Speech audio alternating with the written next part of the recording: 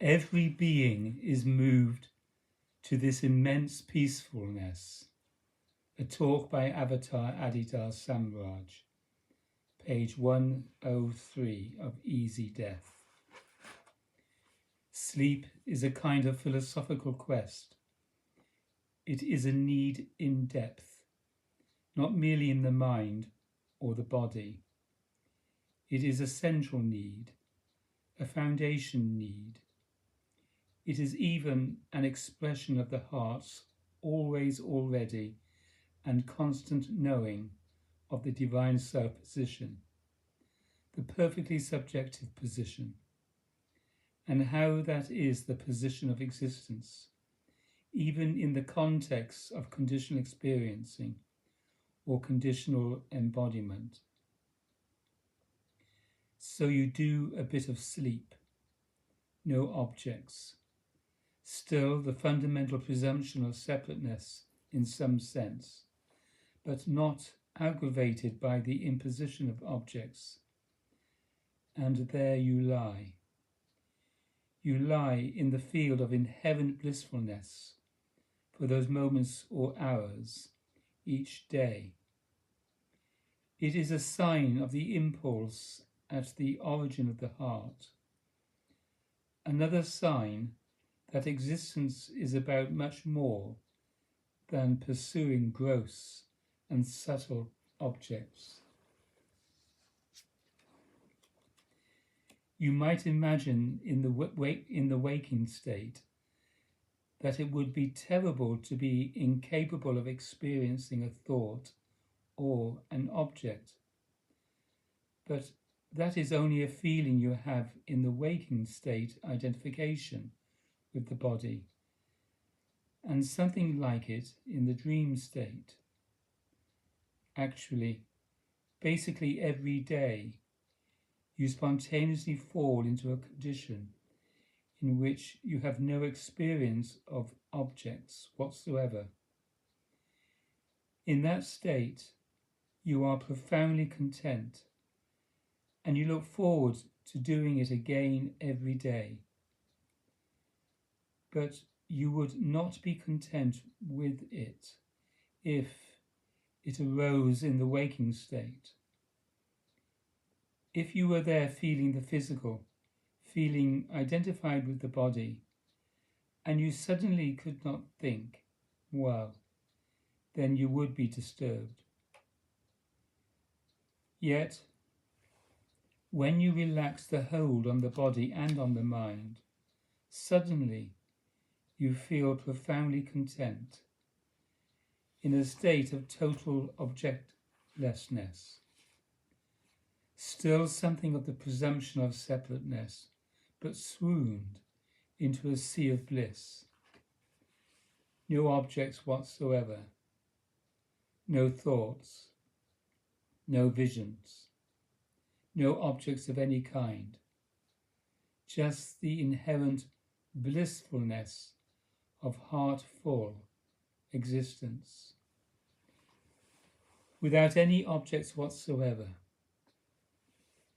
This should show you, that this condition without objects of any kind, gross or subtle, is profoundly desired, profoundly desirable, and profoundly fulfilling. The impulse at the heart is not toward objects of any kind, but to be undifferentiated in the sea of essential and inherent happiness.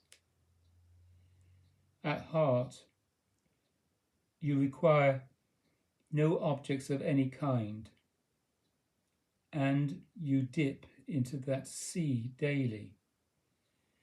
And to enter into that sea to the point of absolute non-differentiation is the impulse at the heart. Absolute non-differentiation is divine enlightenment. That is most ultimate realization. It requires no objects whatsoever. If an object arises, it is inherently, divinely self-recognized. When you wake up, if somebody asks you if you slept well, you have a tacit recollection of whether you did or not. And what is it to sleep well? It is to be immersed in essential blissfulness without any objects. If you say you did not sleep well, what you mean is that you dreamed, you tossed and you turned, and so on. There were many objects, gross and subtle. But when you say you slept well, you mean there were no objects at all, just immersion in blissfulness. When you say you slept well, you acknowledge the fact that a state of objectlessness, simply being immersed in bliss, is profoundly desirable, profoundly pleasurable, profoundly happy. Even in some sense, then, you acknowledge that it is superior to any form of experience, gross or subtle.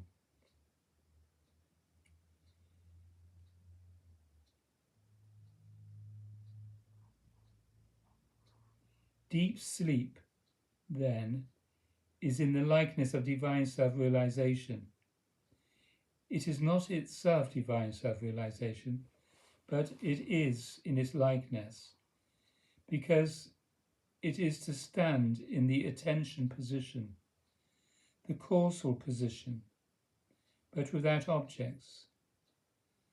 So even while yet in the disposition of separateness, since there are no objects, there is a kind of immersion in the bliss of the domain that is prior to attention. Every day you acknowledge that that state of objectlessness is the best. Ultimately, you would rather sleep than dream or wake. Merely to sleep is not enough, but it is in the likeness of what is enough. You acknowledge every day, having slept, that the principal motive in your heart disposition is to be in the perfectly subjective position of love bliss. You do not without any objects whatsoever. You do not require separateness. You do not require objects. What you require is the undifferentiated happiness of essential bliss, in that you do not feel deprived of the objects that are absent. You do not want them. Someone sleeping well does not want to wake up, does not want to dream. Already having come to the waking state or the dreaming state, you cling to it as if you would not have it come to an end. And then you pass spontaneously into sleep and do not regret the absence of objects at all.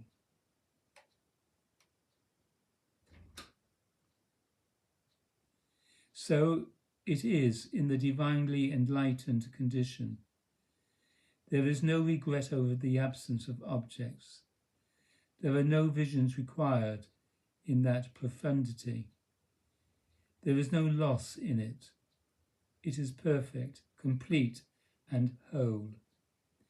You acknowledge this great disposition as if you were all philosophers every day, simply because you slept and you were then content. Then you dreamed and were seeking and disturbed. Then you woke up and were clinging and feared death again. Divine self-realization is a kind of infinite sleep, objectless, all love bliss. never to be awake again, never to dream again, never to suffer again. But it is not to be unconscious.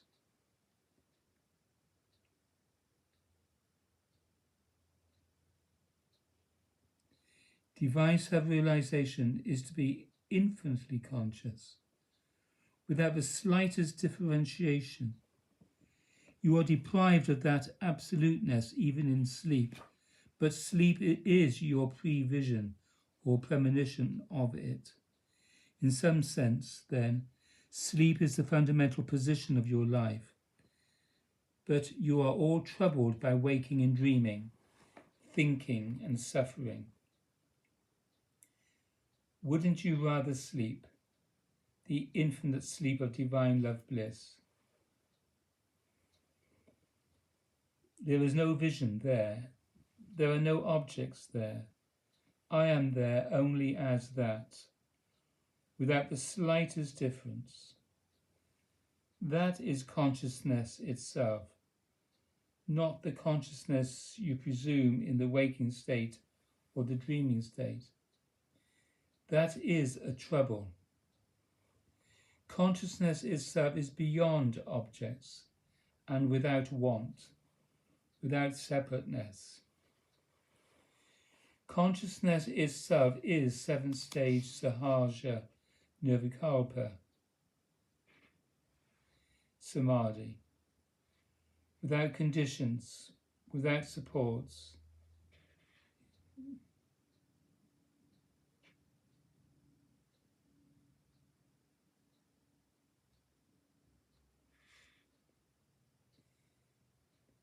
That is consciousness itself, not the consciousness you presume in the waking state or the dreaming state.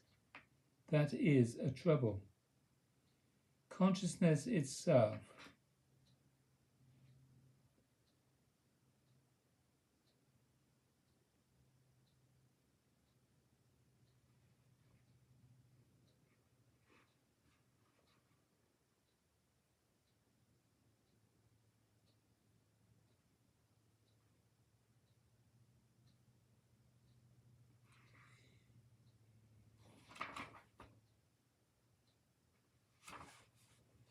In the waking or dreaming states, you might suggest you do not want that which would deprive you of your objects, yet in sleep you know, you intuit something of the truth of what real happiness is all about. Most ultimate awakeness, then, is a kind of sleeping. Even if appearing to be awake, even if appearing to be dreaming, it is to be asleep. It is to be free of the imposition and implications of objects or mere appearances. Thus, sleep is the foundation of life. It is the root of all refreshment. It is the ground of waking and dreaming. It is that to which you would return every day.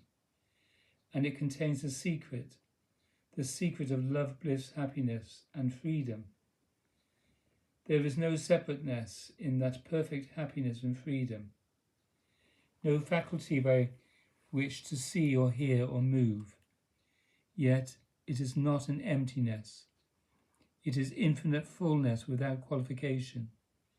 It is the divine self-condition and source condition, in and of itself, vanishing all, outshining all, transcending all, utterly without need, without a separate centre, without any bounds, without any desire, without any karma, without any movement or mechanics to make another event, a conditional event, an appearance, an object. Don't you know? And yet remarkably you fear death. You might as well fear sleep. When you are agitated and under stress in the body, you may even fear sleep, because it suggests to you the loss of body consciousness. Well, that is all that death suggests, the loss of body consciousness. and yet you run to the loss of body consciousness daily by going to sleep. Why fear death, then? When people are afraid of dying, it is because they are identified with the body-mind.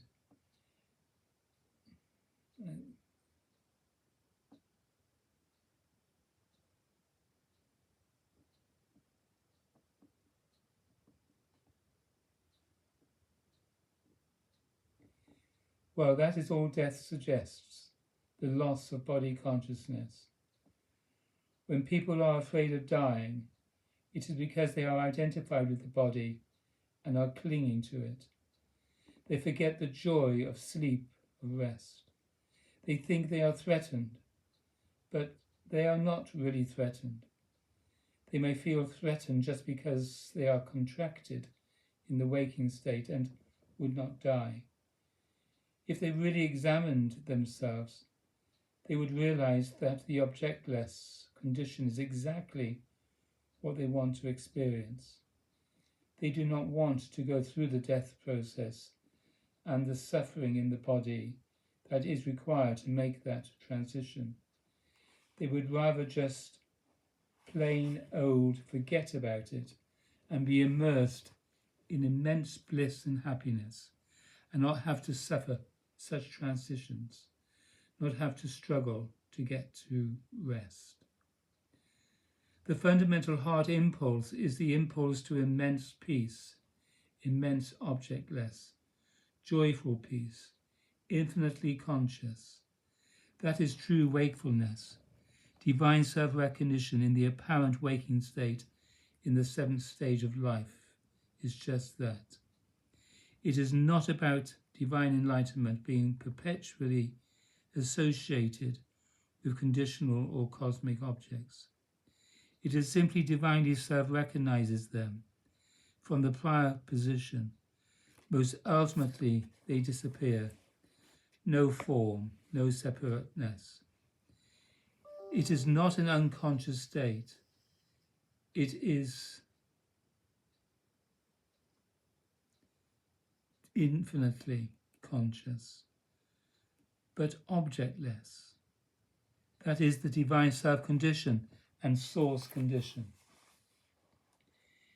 Every being is moved to this immense peacefulness, this real happiness, and moves toward it readily, spontaneously, every day, in the motion towards sleep, the relinquishment that is sleep.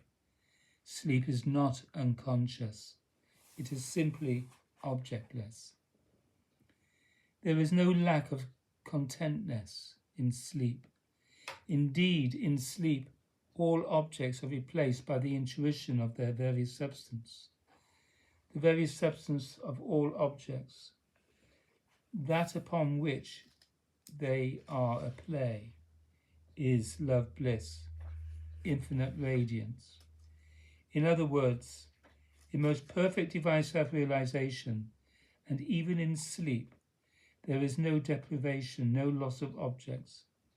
Rather, the very substance of objects is immediate. The very substance of objects is the light, the love bliss upon which they are a merely apparent play. The play subsides, not into unconsciousness, but into objectless love blissfulness. The very substance of appearances is what is realized in most perfect awakening or divine enlightenment. Even in deep sleep, that substance is touched upon. That is why there is rest. In deep sleep, this intuition occurs daily by direct contact with the field of love bliss. Therefore, the heart's disposition is deep. It is as sleep, fundamentally objectless. It is moved toward its own source condition. The heart would realize that happiness which is beyond objects, which is just touched upon in deep sleep, but which is the very self-condition and source condition of all and all. When you go to the meditation hall to meditate, and your meditation achieves a depth, it is like sleep. It goes beyond objects, beyond the concretization of separate self, into a kind of immersion in sheer love bliss, the substance of all objects, beyond body, beyond mind, beyond complication, beyond stress and suffering, and beyond seeking. When meditation becomes deep, it is a taste, as in deep sleep, of the divine source condition, the heart returned to its pool of origin, beyond suffering. So in deep meditation and in deep sleep, you touch upon the same divine source condition and get the knowledge of happiness. But you must take it seriously and not then return to a disposition of seeking, clinging to objects and so on. You must stay steady in that nectarous disposition of deep meditation, of heart communion with me, a kind of sleepless sleep or joy. That is the circumstance to which you are moved in this devotion to me. That circumstance is beyond death, beyond suffering, beyond dreams, beyond visions, beyond body, beyond cosmic nature, beyond even the residual impediment of deep sleep that is experienced by those who are embodied otherwise. This can be realized. This is my avataric divine gift to you. This is what I call you to do. And this is the potential you have in practicing the yoga of devotion to me. Know, then, that the impulse of this love bliss is a motivation in you that goes beyond all conditional satisfactions or impulses or motives or searches. To know the objectless love bliss is to be asleep while alive. It is to be awake beyond waking. Then, when, by means of my avataric's divine spiritual grace, it is fulfilled most perfectly, there is no embodiment, no cosmic domain. Why fear death, then? It is unreasonable. It is like fearing to go to sleep in the daily waking state, as it is presumed egoically. The point of view of individual beings is that the worst thing that can happen to you is that you lose body consciousness. This is epitomized in your fear of death. Fear of death is attachment to the waking state, attachment to the body. It is a loss of a sense of essential heart bliss, as it is known even in sleep. The body is just an object. The mind is just an object. To be free of objects is an enjoyment you even pursue daily. Why fear death, then? The ground cannot be lost. The infinite energy, the fundamental force and source in which all phenomena are arising, is a constant. It cannot disappear. Why fear death, then? Why cling to life in fear? Live on the foundation, live in truth. Surrender to that which is great and fundamental and always already existing, and fear is gone. Being thus fearless and grounded in truth, you can live effectively. You can do sadhana. You can function without fear, without illusion. There is a detachment in this that is not distant, has no fear of death. There is a detachment in this that is not dissociative, just a ground freedom and peacefulness, an equanimity that has no fear of death and does not cling to the body, does not cling to the mind, does not cling to objects, does not cling to want, because there is the ground heart certainty of the infinite peacefulness and love blissfulness of objectless existence, which is given as a natural gift to every being in every world, in every day's cycle. When you are tired and ready to sleep, you do not want to cling to the body, to the mind. You do not want to engage in any transactions with the body-mind. You look forward to the peacefulness, the contentedness, the happiness of objectless sleep. Make this not merely a natural impulse of everyday cycle. Make it your heart impulse, and you will, by means of my avataric divine spiritual grace, transcend death and all suffering. Don't you all know? Get this knowledge more and more profoundly in the samadhi of ego surrendering, ego forgetting, and ego transcending, feeling contemplation of me. Be willed to this, then, in every moment, and relinquish the anxiety of attachment to the body-mind. The body-mind is a mere appearance floating in the infinite sea of undifferentiated happiness, which you visit in heart communion with me, and even touch upon daily in the grace of sleep. So much for death, then. So much for the daily news. So much for the clinging activities of an uninspected life. The heart has its proof. All of you have felt me. I have even flooded your body-minds with this proof.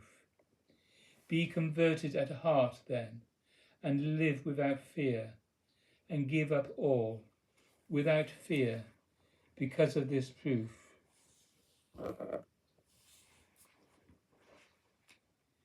This appearance of life will end like any dream ends, but you always already stand in the true self position, having communed with me, and even having slept. You need not take these objects seriously then.